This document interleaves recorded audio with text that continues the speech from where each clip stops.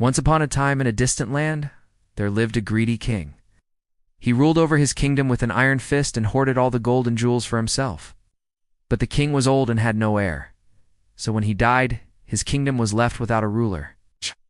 And so it came to be that the kingdom was divided amongst 4 powerful families. Each family got a portion of the land and all the gold and jewels that the king had hidden there. But one family wasn't satisfied with their share. They wanted more. Now this family had a son who was known throughout the land for his bravery and strength, but he wasn't a very smart young man. And so when his father told him about how he wanted more gold and jewels, the young man set out on a quest to find more treasure for his father. As he ventured through the forest, he came across a clearing, and in the center of the clearing was a small hill. And on top of that hill sat a tiny house made out of twigs and leaves. The young man had never seen such a small house before, and he had never seen anyone living inside of it, so he decided to investigate.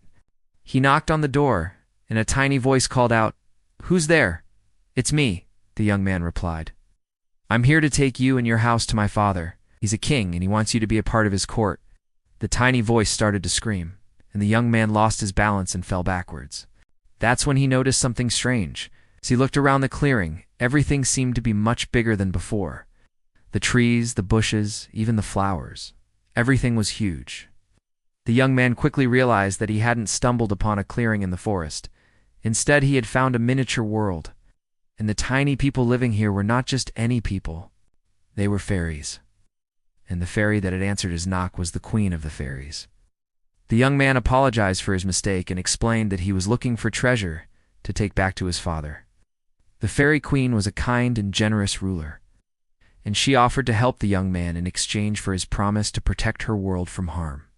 The young man agreed, and she led him to a nearby lake where the water sparkled like 1,000 diamonds. Using a magic spell, she transformed the water into gold and jewels, and then transported them to the young man's world. With his quest complete, the young man returned home and gave the treasure to his father. The king was overjoyed and granted the young man's wish for anything he could want. But the young man had learned the value of helping others and protecting the weak. And so he chose to become the guardian of the fairies. From that day forward, he and the fairies lived together in harmony. The young man was known throughout the land for his bravery, his strength, and his wisdom.